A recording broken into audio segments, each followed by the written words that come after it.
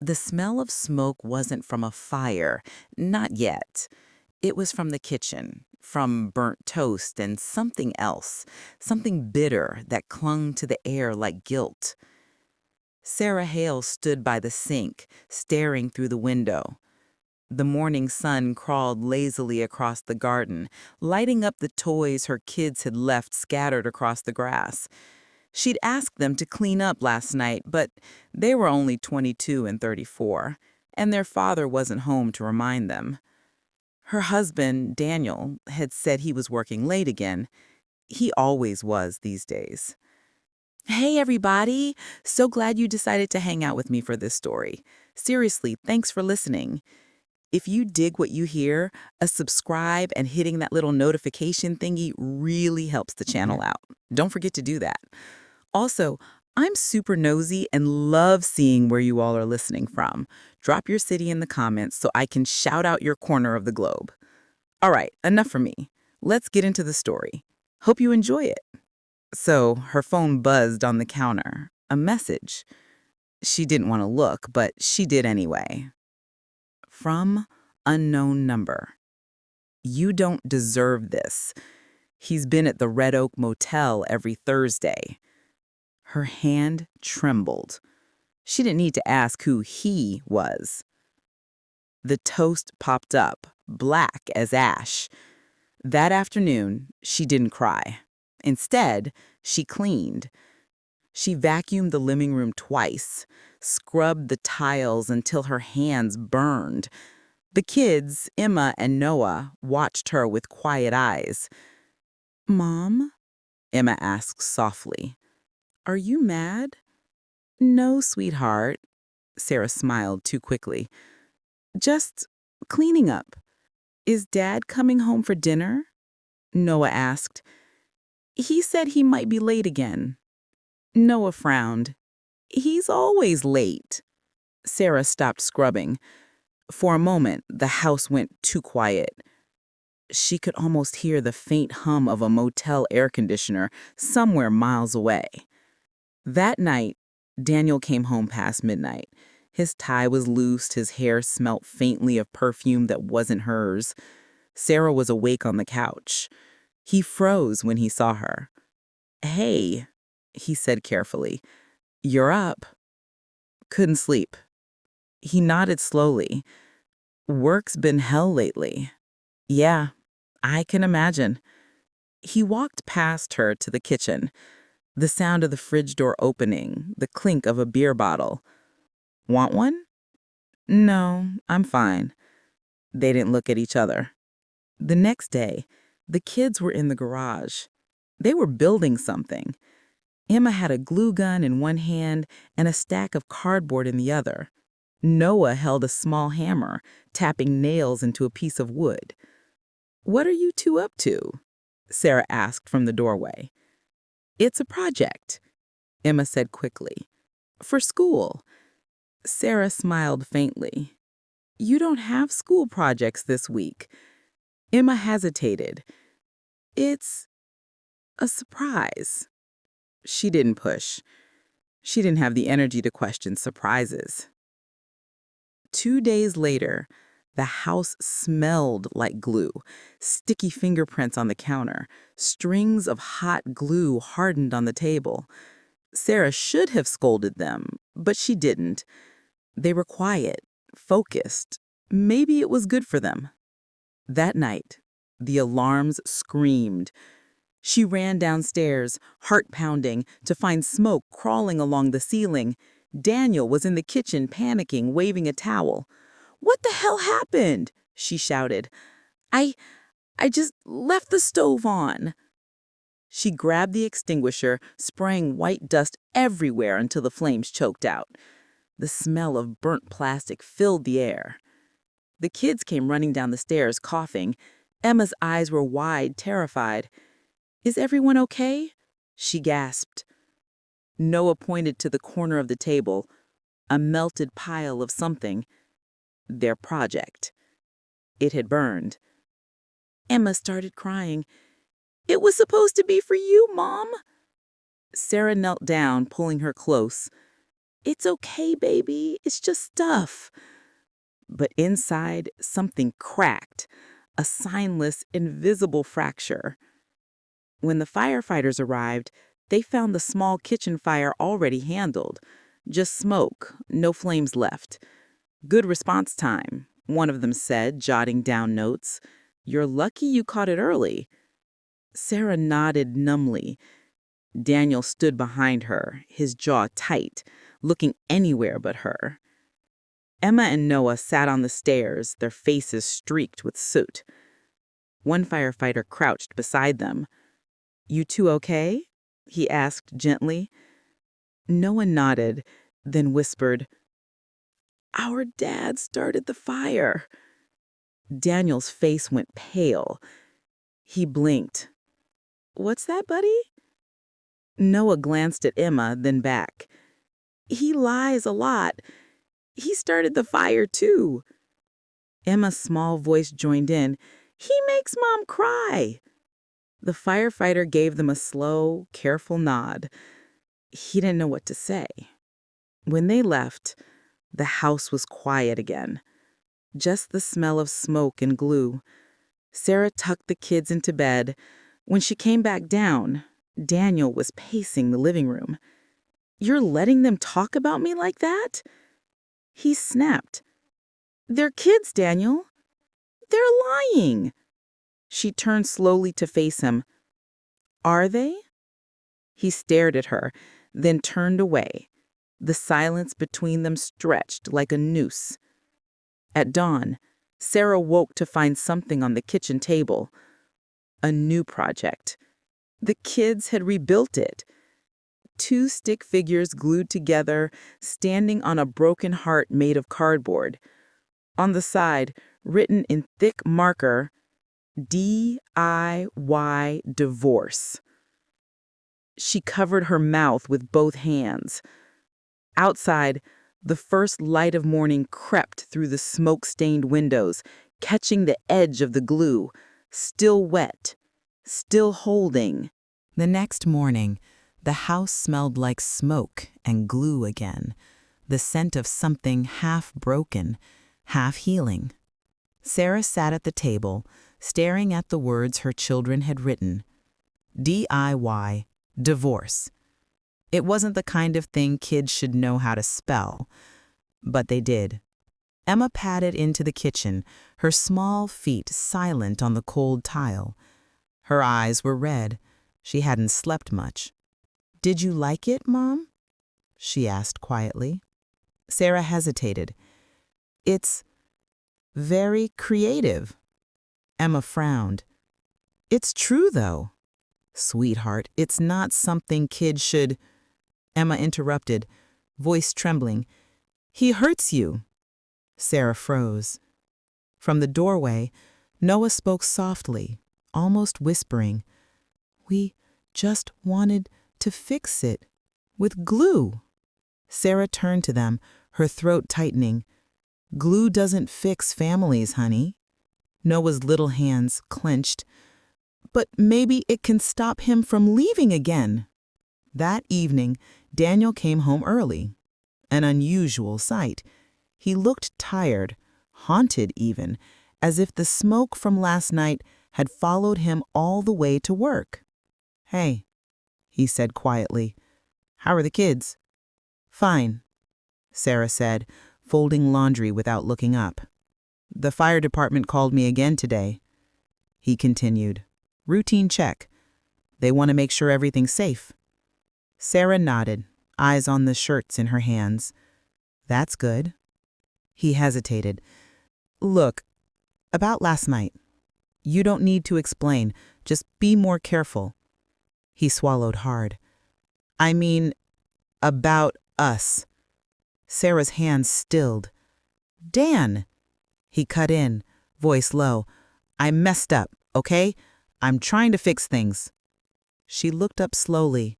His face was tired, but his eyes, those eyes, looked the same as the man who'd promised forever.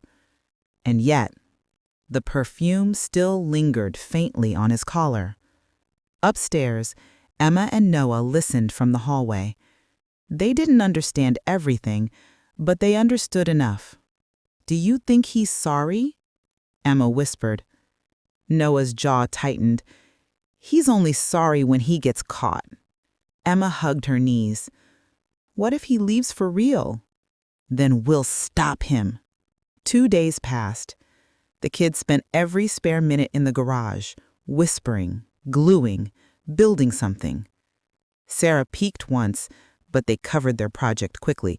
"No peeking," Noah said. Okay, she laughed softly. "But keep the glue off the floor. Deal?" They nodded in unison. She didn't know what they were making, but she liked seeing them together, quiet and serious. She needed the peace. Friday night came. Daniel texted, "Working late. Don't wait up." Sarah didn't respond. She sat in the living room with a glass of wine, the television flickering in front of her. But she wasn't watching. Her phone buzzed again. Another message from the same unknown number as before. "He's there again. Room 17, Red Oak Motel." The glass slipped from her hand, shattering on the floor. She didn't scream, didn't cry, just went still. In the garage, the kids were almost done. Emma was drawing a heart with red paint, while Noah glued something metallic to the side. Old screws, pieces of wire, bits of chain. "Are you sure this'll work?" Emma asked. "Yeah," Noah said firmly. "You said glue fixes things." "But what if it hurts him?" He paused, thinking. "Then maybe he'll finally feel something." At 1 a.m., Daniel came home. The house was dark except for the faint light under the garage door. He frowned. What the hell? He opened the door slowly. The smell hit him first. Glue, paint, and something sharp, almost electric. "Kids?" he called. No answer. In the center of the garage stood their project. At first he thought it was just another cardboard sculpture, but then he saw his photo glued in the middle of it. Cut out from a family picture, his face had been scribbled over in red marker. The words underneath, shaky but deliberate. "Stay together or stay stuck." He blinked, confused. And then his shoes made a soft crunch sound. He looked down. Glue. Everywhere. The floor. The handle. Even the edge of the door. He tugged, but the door wouldn't open. The glue held. "Emma! Noah!" he shouted, panic rising. From outside the door, a small voice answered, "We don't want you to leave anymore." "Open this door right now." Silence. Then the sound of tiny footsteps running away. 10 minutes later, Sarah found him.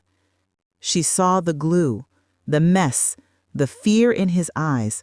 What the hell happened here? "The kids, they glued me in," he shouted, yanking the door handle. "They're insane." Sarah's eyes widened in shock. "You're kidding." He gestured wildly. "Does this look like a joke?"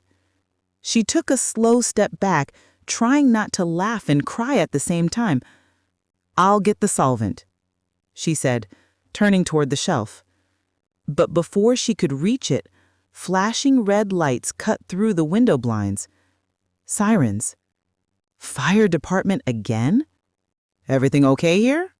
the captain asked when she opened the door. Sarah blinked, bewildered. "We didn't even call you." "Neighbors did. Said they heard shouting. Thought the house was on fire again." Daniel stepped out, his shoes making sticky sounds on the floor. "Everything's fine," he said quickly, face flushed. "Just a misunderstanding." The firefighter raised an eyebrow, then noticed the glue and cardboard mess behind him. "Your kids have Interesting hobbies, he muttered. Daniel forced a laugh. Yeah, creative little monsters. Sarah managed a small smile. They get it from their father. The firefighter nodded slowly, not buying it, but said nothing. When the trucks finally left, Sarah stood on the porch, watching the lights disappear down the street. Daniel was inside, scrubbing the glue off his shoes. The kids were upstairs, pretending to sleep. But in the faint light of their night lamp, Emma whispered, "Do you think he'll stop lying now?" Noah turned to face her. "If he doesn't, we'll build something stronger." Room 17. Sarah had never driven that far alone at night before. The road to the Red Oak Motel was empty, lit only by the orange wash of old street lamps and the pale moon cutting through the clouds. The motel stood at the edge of town, a squat two-story building with flickering neon letters that hummed faintly in the dark. Red Oak Motel. Vacancy. She parked at the far end of the lot, where the shadows were deeper. Her heart beat so hard she could hear it in her ears. For a long time she didn't move, just watched the building, her fingers clenched around the steering wheel. Room 17's curtain glowed faintly yellow. She already knew what she'd find. She just didn't know what she'd say when she did. The night air was cool as she stepped out. Gravel crunched beneath her shoes. Somewhere nearby, a TV murmured through thin motel walls. Sarah walked up the stairs, every step heavier than the last. Her phone buzzed once, a text from Emma. "Mom, are you okay?" She typed back slowly. "Yes, go to sleep, baby. I'll be home soon." Her hand trembled as she slipped the phone back into her pocket. Outside room 17, she stopped. Her reflection shimmered faintly in the window, eyes tired, shoulders tense. She lifted her hand to knock, paused, and then the door opened before she could. Daniel froze when he saw her. He was half-dressed, hair messy, guilt written in the lines of his face. "Sarah?" She looked past him. A woman stood in the background, mid-30s, startled, clutching a blanket to her chest. For a moment, no one spoke. Sarah's voice was steady, quieter than she expected. "You don't have to say anything. I already know." Daniel stepped forward. "Please, it's not. Don't lie." He stopped. The word cut sharper than she meant it to. "Just tell me why," she said. He looked down. "I don't know. I just lost us somewhere along the way." Sarah nodded slowly, blinking back tears. "Then maybe it's time to stop pretending we can find our way back." She walked away before he could answer, down the stairs, through the parking lot, into the quiet night. When she reached her car, she didn't cry. She just sat there breathing, feeling something heavy inside her shift, almost like a door closing softly. After a long moment, she whispered to herself, "The kids were right." By the time she got home, the first pale light of horizon touched the horizon. The garage door was open. Inside, the children were asleep on the floor, surrounded by cardboard and glue bottles. Their project, the new version, stood complete in the center. It wasn't a sculpture this time. It was a model of their family home, small, careful, detailed. On the roof, a tiny paper chimney puffed faint wisps of cotton wool smoke. The walls were covered with drawings, her face, the kids' faces, even Daniel's, all holding hands. Across the base, written in careful marker, "We can rebuild." Sarah knelt beside them, brushing a strand of hair from Emma's forehead. Her daughter stirred, smiling sleepily. "Did you finish it, sweetheart?" Emma nodded.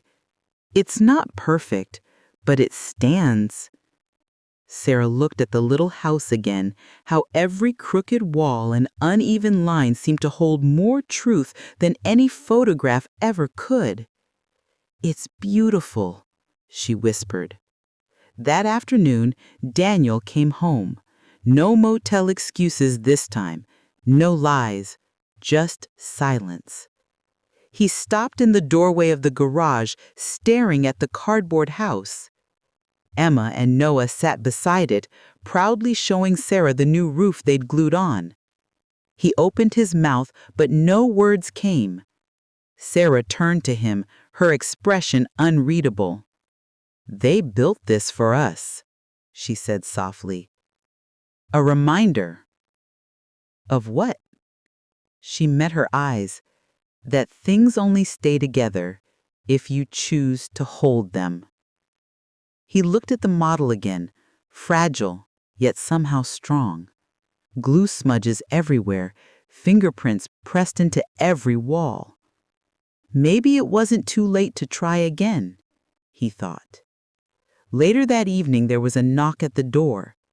It was the same firefighter from before, Captain Reed. "Just checking in," he said with a small smile. "Wanted to make sure the house, and everyone in it, is doing okay." Sarah smiled faintly. "We're trying to rebuild." He glanced inside, noticing the kids and their project. "Looks like you've got some good architects," he said. "They've been holding us together," she said quietly. Reed nodded. "Funny thing about glue, it's strongest when it's been heated once, melts, hardens, and holds better the second time." Sarah's eyes softened. "I'll remember that." That night, as rain began to fall outside, Sarah stood by the window watching the tiny cardboard house on the table. A few drops leaked through the open window, landing on it. Small, harmless marks that made the ink run just slightly. She didn't move to cover it. Instead, she whispered, "Let it dry again. Stronger this time." And for the first time in months, she believed it might. After the rain lasted 2 days. Not a storm, just the kind of steady drizzle that turns the world gray and reflective. Sarah didn't mind it. The house always sounded softer under rain. She spent most of Saturday airing out the rooms, washing the lingering smoke smell from the curtains. Daniel helped quietly, no excuses this time, just a mop in hand and a wary determination in his eyes. The children stayed close. Emma hummed as she wiped the windows. Noah followed her, carrying a roll of paper towels like a tiny soldier. No one said much, but the silence was different now. Not hostile, just heavy with new care. That evening, Daniel found Sarah in the garage. He was standing over the cardboard house. A droplet from the roof had bent one corner, softening the glue until the paper sagged. He was fixing it, gently lifting the edge, applying fresh glue with a steady hand. "I didn't know you were good at this," she said from the doorway. He smiled without turning. "I'm learning to patch things." She stepped closer. "Does it hold?" "Not yet," he admitted, "but maybe it doesn't have to be perfect to stand." Sunday morning brought sunlight. The air smelled clean, washed new. The kids had an idea. "Can we take the house to school?" Noah asked. "Mr. Blake says we can show projects that mean something." Sarah hesitated, then nodded. "If you're both ready to tell its story." Emma's eyes brightened. We'll tell them it's about glue, about keeping things together, about family, Noah added. At school, the little model drew attention quickly. Parents and teachers stopped to look, not because it was perfect, but because it wasn't. The uneven walls, the faint scorch marks from the first fire, the fingerprints pressed into the glue, it all looked achingly real. Mr. Blake asked, "Who helped you with this?" Emma answered proudly, "We all did. Mom, Dad, and us." Sarah, standing in the back, felt her throat tighten. Daniel's hand brushed hers. She didn't pull away. The local paper ran a small feature 2 days later. Family Rebuilds After Fire, with Glue and Heart, by Ava Reed. Captain Reed from the fire department had mentioned their story during a community meeting, talking about how quick action and compassion can prevent more than flames. The article showed a picture of the cardboard house sitting on a classroom table. The headline wasn't dramatic, but it stayed up on the town bulletin board for weeks. At home, life didn't turn magically sweet. There were awkward breakfasts, unfinished apologies, and moments when Sarah still caught herself flinching at Daniel's phone lighting up. But he no longer hid messages, and she no longer kept her questions quiet. They talked. Sometimes they fought, but in the open where everyone could breathe. Emma started drawing a new series of pictures. People holding glue bottles, fixing broken hearts, mending fences. Noah built a paper fire truck with a tiny figure of Captain Reed inside, holding a bucket labeled Hope. One night, as the children slept, Sarah and Daniel sat on the porch listening to crickets. The cardboard house sat between them on the table. Daniel tapped the little chimney. "You know, I used to think glue was for kids." Sarah smiled faintly. "Turns out it's for adults who forget how to hold on." He nodded. "Thank you for not giving up on them." She looked at him, not with forgiveness yet, but with recognition. "We're all still drying," she said softly. "Give it time." Rain began again, a thin drizzle that caught the porch light like falling glass. Sarah reached out, placing her palm flat over the tiny roof to shield it. Daniel did the same. For a moment, their hands met above the fragile paper home, not glued, just resting, steady.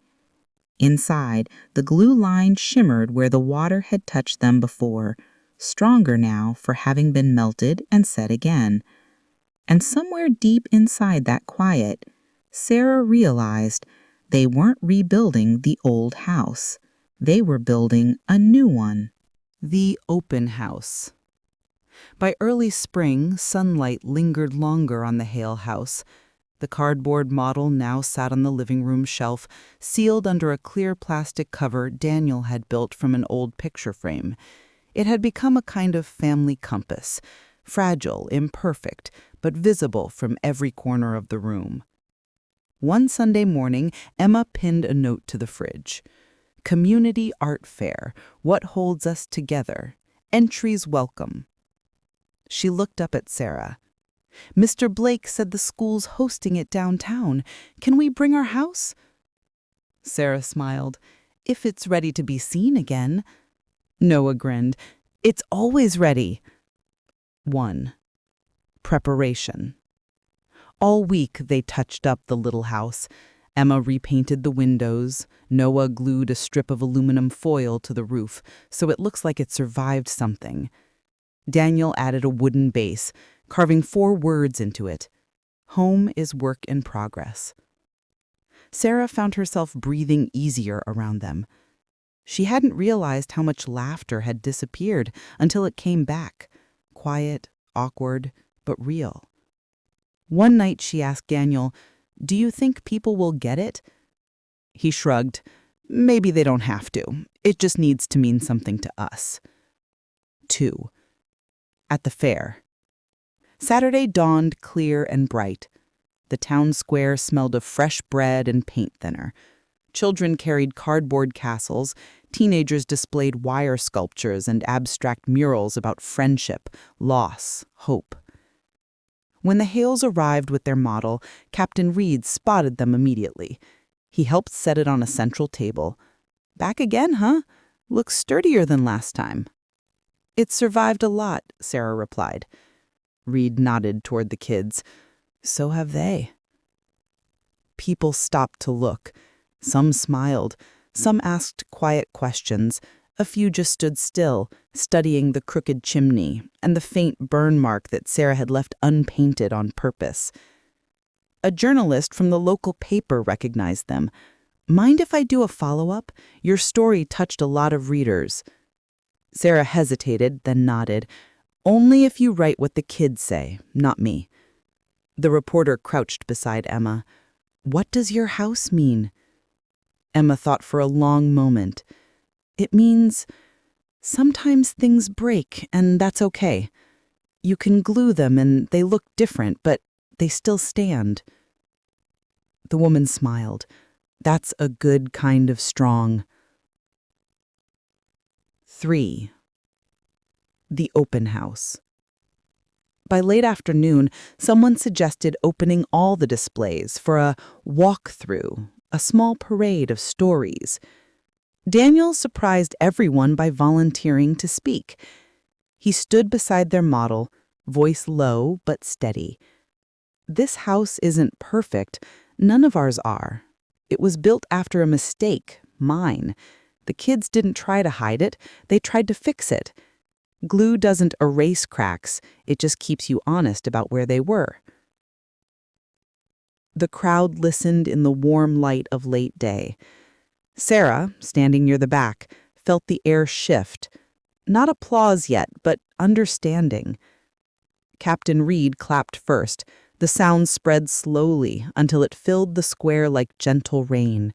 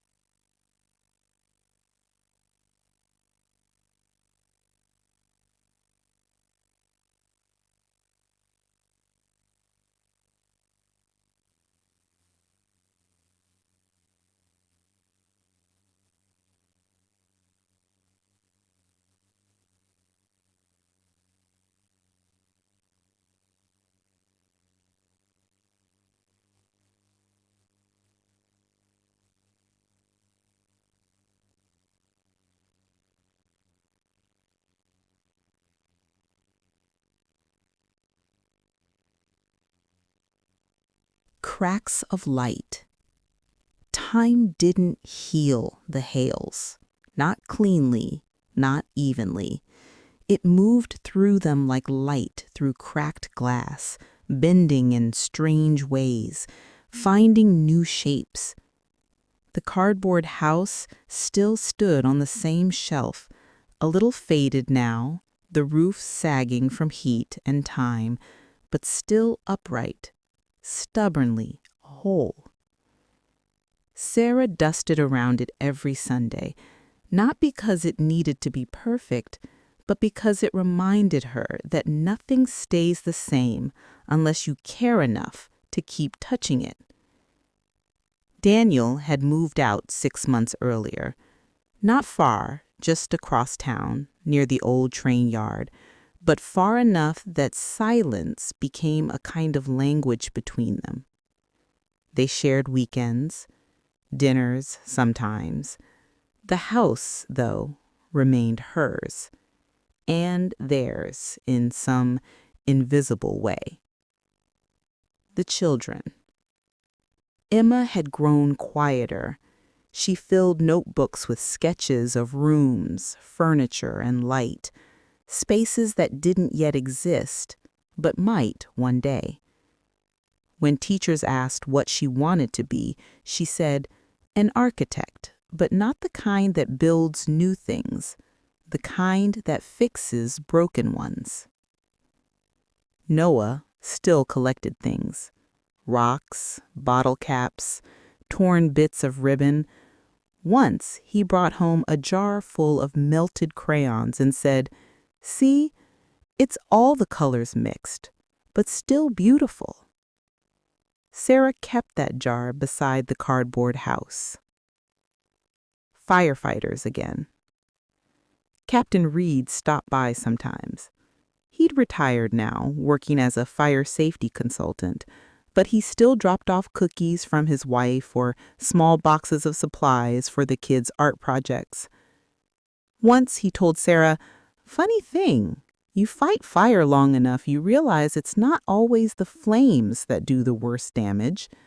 Sometimes it's the smoke, what it hides." Sarah smiled faintly.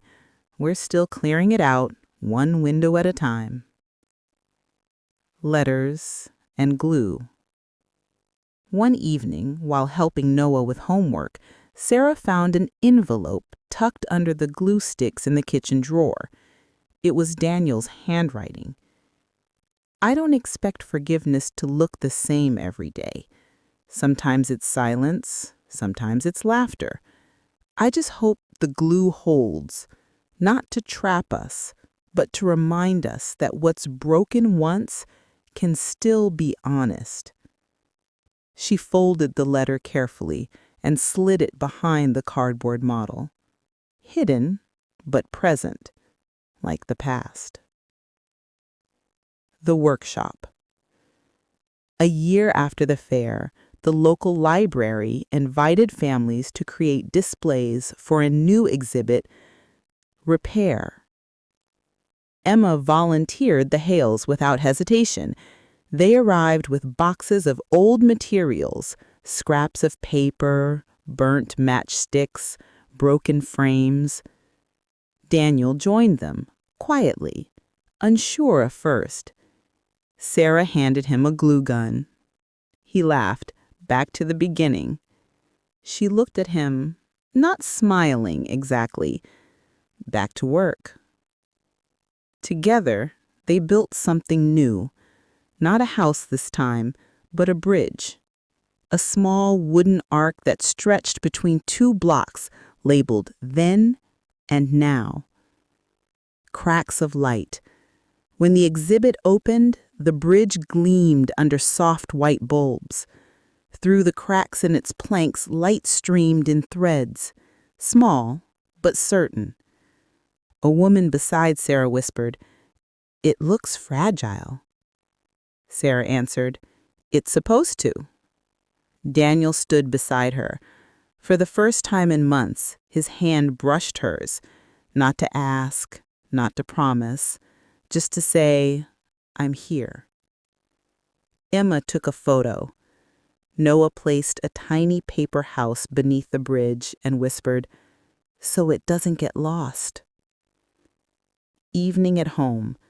That night, Sarah sat by the window while rain tapped softly on the glass.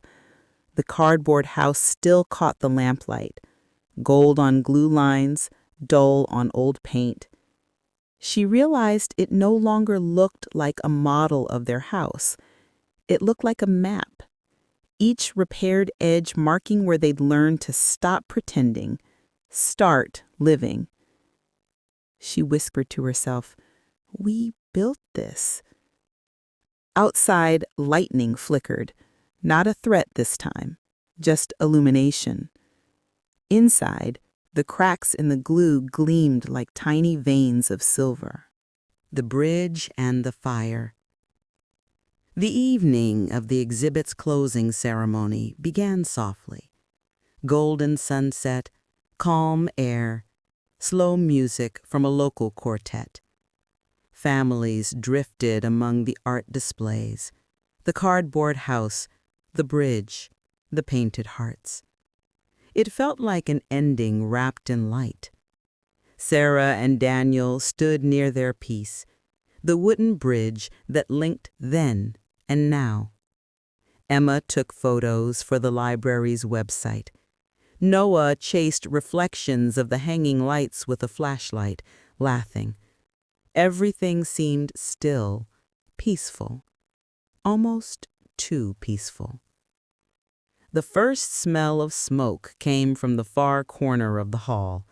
A faint hiss, then a flicker, a short circuit from an old light fixture near a paper sculpture. A staff member shouted, "Unplug it!" But before anyone could react, flames kissed the edge of the sculpture. Dry paint, varnish, paper. They caught instantly. Within seconds, the alarm screamed. The hall filled with motion, children running, adults herding them out, the dull panic of confusion. Sarah grabbed Noah's hand. "Outside, now." Emma was already pushing through the crowd, eyes wide. Daniel turned toward the flame. Old instincts, not firefighter instincts, but father ones, pulled him forward. Smoke and memory. The sprinkler system kicked in late. Water sputtered, spraying unevenly, drenching the walls, but missing the main fire. The bridge stood right beneath the spreading smoke. Sarah shouted, "Daniel, leave it!" But he didn't. He reached the display, grabbed a wet cloth from a nearby table, and pressed it over the small flames creeping along the edge. The wood sizzled, smoke curled around him, gray and heavy. For an instant, the room blurred, the same color of the night years ago when everything had almost fallen apart. Reed appeared at the door, older, slower, but still commanding. "Move! Everyone out!" He saw Daniel, cursed under his breath, and sprinted toward him. Together, they smothered the flames before the rest of the structure caught. Outside, rain had begun to fall, gentle but steady. Sirens wailed in the distance, though the worst was already over. The crowd gathered under umbrellas, faces pale in the flashing red lights. Sarah stood by the exit, clutching Noah and Emma. When Daniel emerged, soot on his hands, shirt soaked. The relief hit her so hard it came out as laughter, then tears. Reed patted Daniel's shoulder. "Still can't stay out of trouble, huh?" Daniel smiled weakly. "Couldn't let it burn." "Not again." Reed nodded. "Sometimes saving something small saves more than you think." Ash and morning. The quiet house. Dawn seeped into the Hale house through pale curtains. Outside, dew clung to the lawn like tiny mirrors. Inside, everything smelled faintly of wet smoke and coffee. Sarah sat at the kitchen table, fingers wrapped around a chipped mug. On the counter, the cardboard model waited, warped now from last night's humidity, but still standing. The glue seams shimmered like faint silver veins. Daniel entered, barefoot, carrying a folded newspaper. He didn't speak at first. He just set it down and poured 2 cups of coffee. Headline, "Small Fire, Strong Family." Sarah exhaled through her nose. They had to write something. Daniel shrugged. At least they got the second part right. They sipped in silence. The sound of Emma's sketchbook pages turning came from the next room. Noah's footsteps pattered overhead. For once, the quiet felt earned. Ashes. By noon, sunlight spilled across the living room floor. Noah kneeled with a dustpan, sweeping ash flakes that had fallen from their shoes the night before. "Should we throw it away?" he asked. Sarah crouched beside him. The ash felt soft, almost warm. "No," she said. "Let's keep it. Ash means something used to burn and stopped." They poured the gray dust into a small glass jar and labeled it Fire 2025. Emma added a tiny paper heart inside before screwing the lid shut. The jar joined the cardboard house and the melted crayon jar on the shelf, a quiet altar of imperfect survivals. Visitors. Captain Reed knocked just after lunch, holding a small parcel wrapped in brown paper. "Souvenir," he said, handing it to Noah. "From the exhibit. They found it under your bridge." Inside was a charred nail, blackened at the tip, silver at the head. Emma turned it over in her palm. "It's kind of beautiful." Reed smiled. "Fire changes things. Doesn't always ruin them."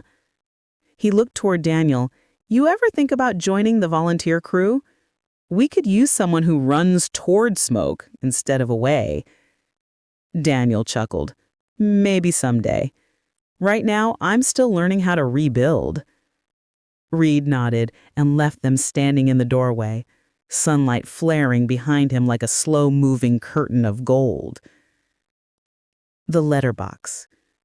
That evening, Sarah found an old wooden box on the porch, one she and Daniel had used years ago for letters during the good days. Inside were new pages. Each family member had written one. Emma's read, "To whoever finds this box, love is messy, but messes make good stories." Noah's, "Glue works best if you wait for it to dry." Daniel's, "If forgiveness were a building, it would have more windows than walls." Sarah added hers last, "Sometimes the fire teaches you how to see the light." They sealed the box, tied it with string, and placed it under the cardboard house. Morning again. A week later, the family returned to the exhibit hall. Workers were repainting walls, scrubbing smoke stains from the ceiling. The bridge remained on its pedestal, scorched but proud. A new sign hung above it, donated anonymously. "Repaired things hold the light differently." Sarah ran her hand along the wood. It felt cool now, almost smooth. Daniel took a photo, the first picture of them together in months.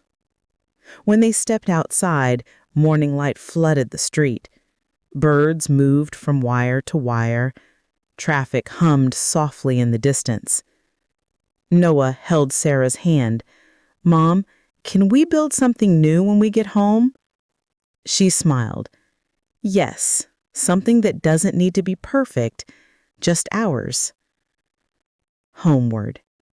In the truck, Daniel reached for the radio. Static, then a slow song. Piano and low guitar filled the space between them. They didn't sing along. They didn't need to. Outside the window, the town blurred into color. Blue sky, brick, and green fields washed clean by last night's rain. The cardboard house waited on its shelf at home. The glue held. The cracks caught the light like memory. Sarah leaned her head back and closed her eyes. For the first time in years, she didn't see fire when she dreamed. She saw dawn. The Hale house looked different now. Not bigger, not newer, just lived in. The walls held faint brushstrokes from repainting, hand-sized marks of years and seasons. On the living room shelf, the cardboard model remained. Its colors had faded to a muted gold, but the glue still glimmered, thin and sure. Emma was 17 now, all long hair and camera straps.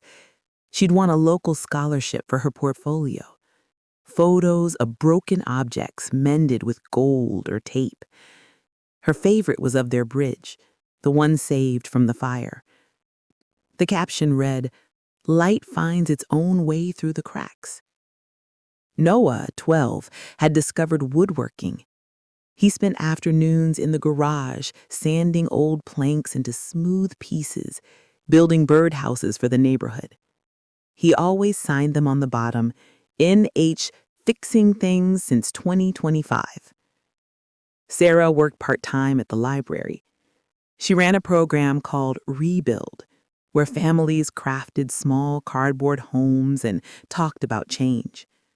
Every new participant got a jar of glue and a slip of paper that said, "Patience is the strongest bond." Daniel came every Sunday, sometimes with lunch, sometimes just for coffee. He'd taken Reed's advice and joined the volunteer fire crew. His jacket hung by the back door, still smelling faintly of smoke and soap. The letterbox reopened.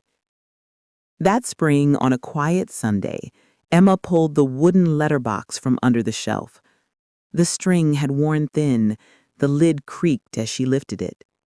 Inside were the old notes, the ones from the night of the fire. She added a new envelope, sealed in blue wax. Sarah glanced at her. "What did you write?" She smiled. "Just something to read later, when we need reminding." Noah leaned over her shoulder. "What's it say?" She winked. "It's a secret between the cracks." They laughed. Easy, soft laughter that filled the room like morning sunlight. Daniel leaned against the doorway, watching them, the warmth of it washing over his face. He thought of all the years he tried to earn back their trust, not by words, but by showing up, quietly, consistently, like the low hum of a steady flame. The visit. That afternoon, Captain Reed stopped by again, older now, cane in hand, but still with that same half smile. He set a parcel on the table. "Found this in the station archives. Thought you might want it." Inside lay the old firefighter badge he'd worn the night of the art hall fire. Dulled with time, edges scarred. Engraved on the back was a single word: "Stay." Reed chuckled. "I figured that word suits your family better than it ever did the station." Sarah placed the badge on the shelf beside the cardboard house. She said, "Thank you." Reed tipped his hat. "You folks taught me something, that staying isn't always standing still." Evening. After Reed left, the family drifted to the porch. The sunset bled pink and amber across the horizon. Emma sat sketching silhouettes of the trees. Noah lined up his new birdhouses on the railing. Daniel turned to Sarah. He said, "Do you ever think that all of this happened because of a mistake?" She considered that, eyes on the fading light. Maybe, but maybe the mistake wasn't the point. Maybe what we did after was. He nodded. "The glue part." She smiled. "Exactly." They sat in silence as the first stars appeared, faint as whispers. The children's laughter carried into the night. Not loud, not forced, just there. The last page. Later, when everyone had gone inside, Sarah stood alone in the doorway. The cardboard house caught the glow from the porch light, every repaired seam shining like silver thread. She whispered, "We held." And for a moment, it felt as if the little house, patched, scarred, stubbornly standing, whispered back. The glue line. The Hill House was still standing. Different paint, new roof, but the same bones. The garden had grown wild in places, vines climbing the porch rails, lavender spilling across the path. Yet somehow it suited the place. The imperfections had become part of its charm. Inside, the shelf remained. The cardboard house now sat inside a glass case. Its colors had faded to the softness of memory, the glue a network of thin white veins. Beside it rested the jars, Fire 2025, the melted crayons, the letterbox, and a small brass badge that read, Stay. Emma. Emma Hale stood before the shelf, camera in hand. She was 37, a well-known restoration artist who traveled the world repairing sculptures broken by earthquakes or war. Her latest exhibition was called The Glue Line. Each piece was mended visibly, never hidden, never disguised. A journalist had once asked her, "Why show the cracks?" She answered, "Because that's where the light starts." Now, back home for a few days, she knelt to dust the case. In the glass reflection, she saw her younger self, the girl who'd glued a paper chimney back on and waited for her father to come home. Noah. From the back door came a familiar voice. "Careful with that old thing. It's the Museum of Us." Noah, now 32, carried a toolbox in one hand, his son's fingers in the other. He had taken over his father's woodworking shop, turning it into a community repair center called Fix and Tell. He set the boy down and lifted the lid of the letterbox. Inside were dozens of notes added over the years, messages from neighbors, students, families who joined Sarah's rebuild program. Noah's son pulled out one slip and sounded the word slowly. Love doesn't mean never breaking. It means learning how to hold again. The child looked up. "Dad, who wrote that?" Noah smiled. "Maybe all of us." Daniel and Sarah. Sarah and Daniel still lived nearby, gray now, slower, but peaceful. They shared morning walks and separate mailboxes, a rhythm that balanced closeness with freedom. The old hurt had settled into history, not pain, like a healed scar you could touch without flinching. Daniel tended the garden. Sarah kept the library's rebuild archive alive. Every year they hosted a small gathering on the anniversary of the art hall fire. Children came with cardboard models, jars of glue, stories to tell. When people asked if it ever felt strange to celebrate something born from a mistake, Sarah said, "Mistakes don't end stories. They just change the plot." The fire returns as light. That evening, as dusk spread across the house, Emma set up her camera for one last photograph. The lamps were off, only the setting sun streamed through the window. Its beams struck the glass and refracted across the glue seams, scattering gold onto the walls. Tiny flames of light, harmless and soft. She clicked the shutter. The image caught everything: the faded cardboard, the silver glue lines, the faint reflections of 4 figures in the glass. Later, she titled the photo, "The Fire That Stayed." The last line. Night deepened. The family gathered on the porch. Sarah and Daniel in their old chairs, Emma and Noah beside them, the next generation playing in the yard. Fireflies blinked over the grass like miniature stars. Someone turned on a lantern. Its warm light traced a thin golden line along the wooden porch rail, a line of brightness running through shadow. Sarah noticed it first and smiled. She said, "There it is, again." Daniel looked at her, puzzled. "What?" She whispered, "The glue line, still holding." They sat in silence, the lantern flickering, the children laughing, the world quiet and alive. And when the night settled completely, the little cardboard house inside still glowed, not from flame, not from fear, but from everything that had endured. If my story resonated with you and you'd like to help me continue sharing these pieces of my heart, please consider making a small donation. Your support truly fuels my writing and allows me to dedicate more time to crafting new stories. Thank you from the absolute depths of my heart for even considering it. And now I'm turning the question over to you. What would you have done in this situation? I'm genuinely so curious to hear your thoughts. It's the best part of sharing. Please drop your opinion in the comments below. Finally, I'd love to know where this story found you. If you enjoyed this and want to join our growing community of story lovers, please hit the like button and subscribe to the channel. There are so many other life stories waiting to connect with you. With the warmest greetings and deep gratitude, waiting to see you all again. Bye.